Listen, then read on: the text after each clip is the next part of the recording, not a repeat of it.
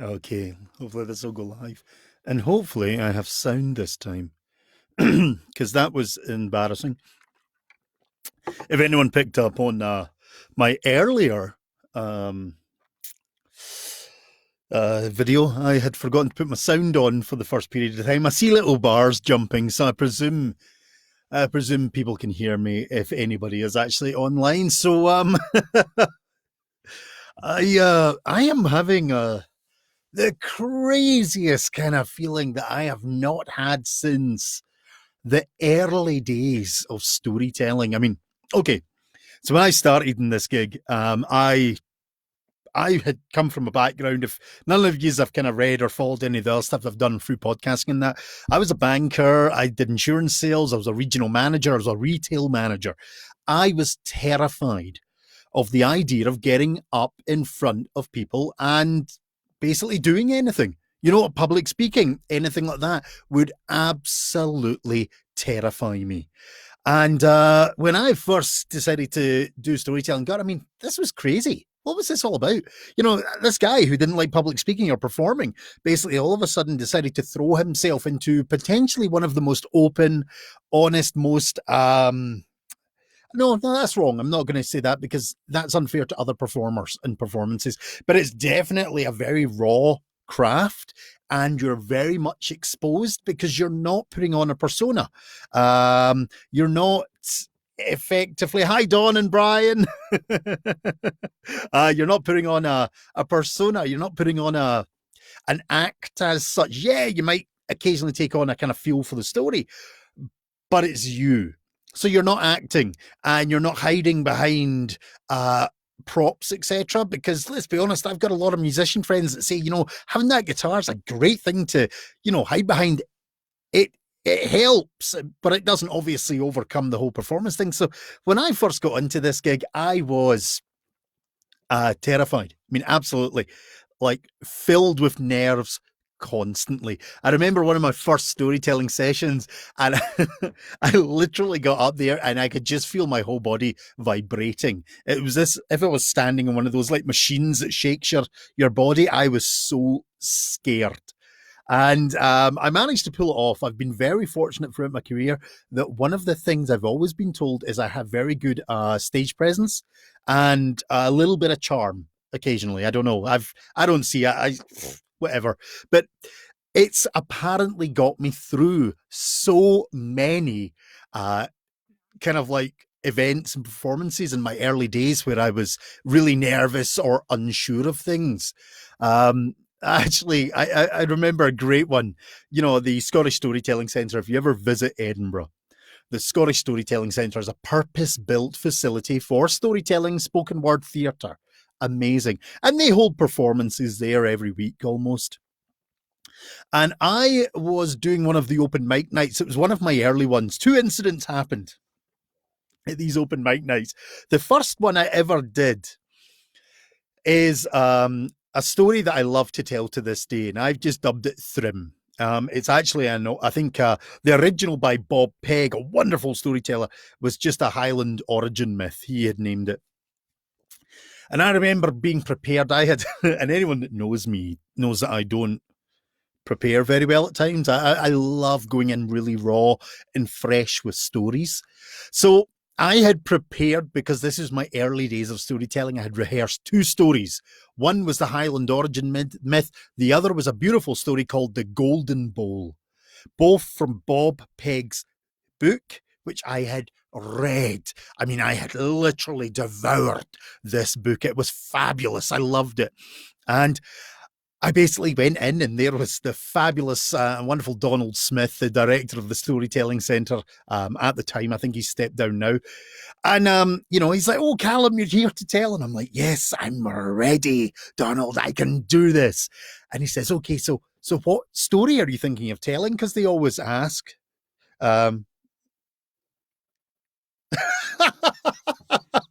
Speaking of the Scottish Storytelling Centre, hello, people. 4 in the morning. Wow. Gosh, that's lovely. I've woken someone up in Scotland, apparently. That makes me feel happy. Uh, So I remember saying to Donald, he's like, what story, Calum? What story are you going to tell? And I remember saying, well, I've been reading this fabulous book by Bob Pegg, so I'm thinking of telling one from that. And Donald went, well, that is fabulous because Bob is actually hosting tonight. Now, as a young storyteller, I think I must have went white at this, like totally peely wally, because Donald looked at me because I was like, oh my God. And I remember fumbling, oh my God, oh my God, oh my God, I can't do that. I mean, that's not right. It's one of his stories. I can't tell one of his stories. And of course, if you ever get a chance to meet the Donald Smith, the man is legendary. Love him to bits. He's supported so many tellers. His laugh can shake a house. It's just amazing. He just looked at me and said, well, why don't we ask him?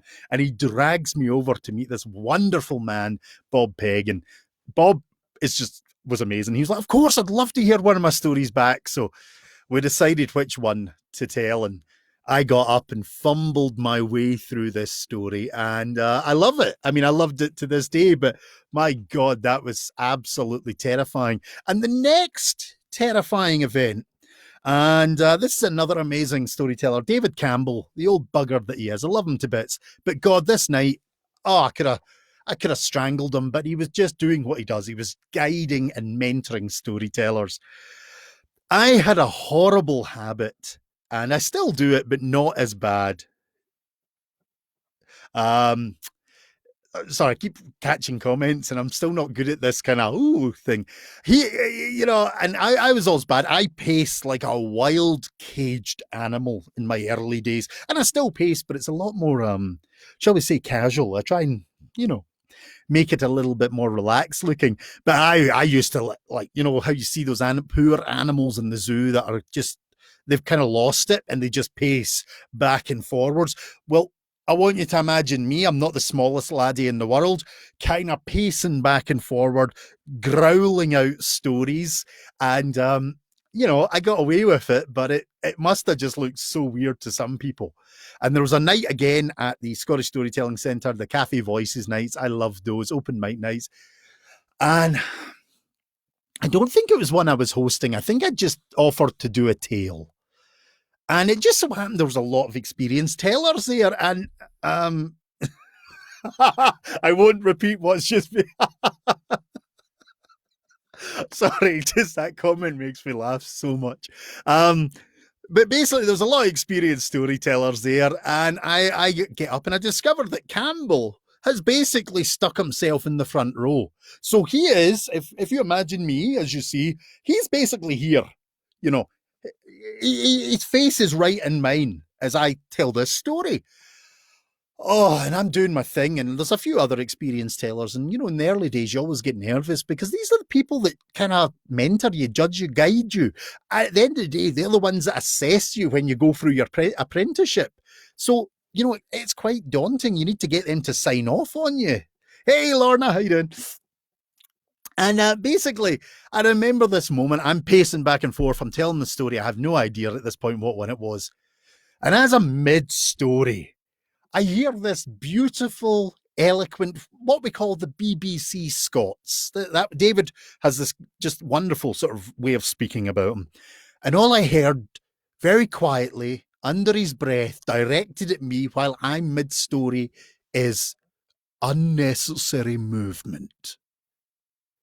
And I froze. I absolutely froze because here is one of the most experienced Scottish tellers at the time. I mean, there's probably a lot more. Sorry, David, don't want to belittle you, but obviously there's a lot more moving through the ranks these days. But I just froze because here is like the legend. Everyone looks up to David and he has basically just went, unnecessary movement, mid-story. And oh my God. I mean, afterwards, I laughed at him. I just laughed and could have strangled him because it's just him, and you got to love him. He's an old bugger at times, but as a young storyteller, that threw me. However, what I will say is it taught me a valuable lesson, and that was to try and not do any unnecessary movement while telling stories, because apparently it can be very distracting to the people if you're, I don't know, rave dancing away while telling a story. That's what it looked like in my camera. But yeah, so in the early days, I used to get terrible, terrible stage fright. And that was because I was terrified. I hated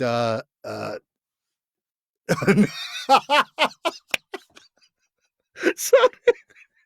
Oh my god, would you don't make me laugh like that, Mary? It's just like brilliant. I have just been reminded of an epic event. You know what? Yeah, you'll probably never watch this. So I can give him.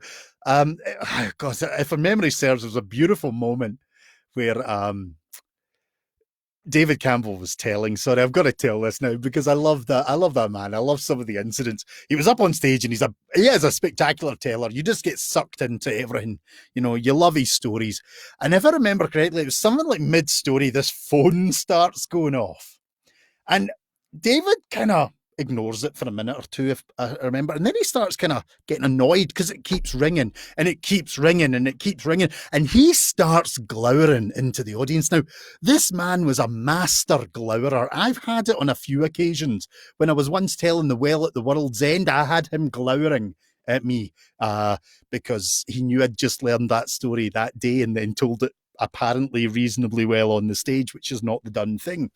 But this phone keeps going and going and going, and he's glowering out into the audience. He's stopped his story and he's looking and looking around and wondering what's going on. And then all of a sudden, he realizes it's in his sporran. And he fumbles about for that phone for ages to turn it off. And he basically disconnects it, turns it off, throws it back in his sporran and starts his story again. But about 2 minutes later, it starts to ring because he just turned disconnected the call. He hadn't actually turned the phone off, and it was amazing. I think that was the only time I've ever seen David just kind of acknowledge his mistake and not finish a story. If memory serves, I don't think he finished the story that night, but it was a beautiful moment. You've got to love these incidents. But yeah, terrible stage fright. And the reason I'm on is literally I'm trying to build up my nerves, if you can believe it. For those that have seen me live, you know that like during the fringe shows, when you come into the theatre, I'm there talking to you. I am unabashedly happy to perform. I love it. I've literally walked out in front of thousands of people, one or two people. It doesn't faze me. I love what I do. Tonight, trying to prepare for a online kind of performance. There's a couple of groups that have now been formed, which are basically effectively online performance groups, where we are busking for people to tip us, for example. You know, and this is great. So there's a lot of these that have been set up. And before I came online here, I typed all the information, what stories I was going to tell, and could I hit that go live button? My fingers got cold. I've never had that before. I actually have sat here and I've been making myself kind of, in a weirdest way, feeling sick, stressing about going online to tell a couple of stories to this site or this Facebook group. But it's so the idea is for people perform. It's like an online theatre idea, and then if people want to, they can tip. They can put donations or tips towards the performers, to help them out. And I thought, well, this is a great idea, but my God, I've not been able to hit that button. So this is why I'm on, folks. I thought I would literally come on and work up my courage by rambling in a beautifully enthusiastic way. Please don't tell David I was talking about him, because he'll probably hit me if I ever go back to Scotland. But yeah, I will be back in Scotland. Why am I saying if I ever go back to Scotland? I'll have to go back to Scotland. Jeez, I've got family there. And I still need to get back and perform at the storytelling festivals and all that again. But one of the stories I was going to tell on this, I thought I would do a couple of ghost stories from my CD, just break it in nicely, but not the nasty ones. Do the gentle ones, so not the blood, guts, gore, the stuff that I do where people sometimes look a bit queasy. I was actually thinking about just doing a couple of nice, gentle ones just to try and help me out and get me in the kind of the focus. But geez, again, something happened as I was trying. Microphone. As I was trying to get myself kind of ready to do this, I started thinking about the stories. and overthinking them. And I started to stress because I'm like, oh my God, can I remember the story? And for some reason, I started to blend A Well at the World's End, The Little Drummer Boy, and the Highland origin myth all together. And I'm like, when has this ever happened to me? It's like, this is ridiculous. I mean, it's not even as if the audience are in the room. I can't even get pelted with tomatoes if I mess up. It's only going to be online to thousands and millions of people for the rest of eternity, for God's sake. I mean, where is the stress in that? So yeah, I got myself worked up, literally trying to to go online, and then I can just come on and ramble, no worries like this. But anyway, because a few people have joined, this is a very quick event, kind of going live just to get me worked up, built up to it. And you know what? I'm going to tell those two stories if you don't mind, and hopefully I'll get them right, and then I can go and do that show. And that, you know, you guys can be my what's the word? Guinea pigs. There you go. Yeah, my beautiful guinea pigs, my gorgeous, divine guinea pigs. Okay. So the first story I wanted to tell was very simple. Most of you have probably heard it. Looking at the list of people that are present, the chances are you will have heard these two tales. So please forgive me, but you know, a good story is a good story anyway. The first one is one of Edinburgh's greatest bits of history ghost story, and it's one I love to tell, and it's the Little Drummer Boy. Now, the Little Drummer Boy story is really interesting because it's based up at Edinburgh Castle. And for those that have been to Edinburgh, you know the beautiful castle on the rock. And if you're not as familiar, it's just a big lump of organised stones up there, reinforced over thousands of years, hundreds of years, sorry, but it has over 3,000 years worth of settlement history. So it's a really ancient site. And so is Edinburgh. It's a really old city, and so much so that there's rumours, there's wonderful folk tales about it. And there's this whole idea that there is actually a whole underground city in Edinburgh. I actually read somewhere, and I nearly spat out my tea. Some tour guide was talking about how Edinburgh has catacombs and 3 cities underneath it. And this was a professional tour guide telling you, if I'd been in Edinburgh, I'd have lamped him for that. Honestly, the nonsense some of these guys say for money. I mean, I always tell you the truth, folks. I mean, look at me. This is an honest face. Okay. Anyway, this is a story that starts up in Edinburgh, because Edinburgh Castle has always been a military garrison, so it's always had the army there. And going back, there was a time that in the dungeons of the castle, they decided they were going to do some renovations. They were going to actually kind of do some work down there. So the soldiers were down there hammering and knocking stuff and battering away, when all of a sudden they smashed through a wall. And when the dust had cleared, they actually looked into this hole, and they realised that it wasn't just a hole or a wall. It looked like there was a tunnel. And as they shone their torches into it and had a look, and by torches I mean flaming type things, not boop, boop. Yeah, you can tell I'm not quite focused tonight, can't you? And I haven't even been having coffee these days. But as they looked down, they realised this was quite a long tunnel, and it was kind of disappearing into the darkness. And what caused them concern was the fact that it looked like it was heading directly along what is known as the Royal Mile. And of course, if you know Edinburgh, the castle at one end, Holyrood Palace at the other, where the kings and queens would stay. So the garrison realised that this was a security risk. They needed to do something about this. But as they looked down this tunnel, they realised it was quite narrow looking. I mean, these were big, burly men, so the idea of them squeezing down there wasn't pleasant. So as they were looking and puzzling, wondering what to do, kind of thinking they need to investigate it, but how? Little did they know, Edinburgh was providing the answer. You see, up on the esplanade, the lords and ladies, the gentlemen, and everybody of the town was out roaming in a beautiful summer's day. They were enjoying the air and the sun. And as they were roaming about in all their finery, there was a wee laddie just leaning against the wall, and he was watching them and enjoying all these wonderful folks. But what he was really doing, he was looking for that opportunity. He was looking for a bulge in a pocket or a chain hanging out of the vest. He was looking for something to pick. And then he saw it as a man walked by, his pocketbook hanging out just enough to be snatched. So the young lad started to follow him, started to match his pace. And as he was reaching out to grab the pocketbook, close enough, about to get his prize, an iron-like grip goes round his wrist, and he looks up into one of the soldiers' eyes.